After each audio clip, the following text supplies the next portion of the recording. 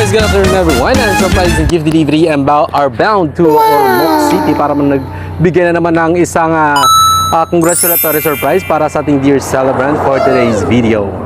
In Ormoc City para magbigay na naman ng isang congratulatory surprise para sa ating graduation student, graduating student ngayon, si Sir Jason. So yun, congratulations Sir Jason.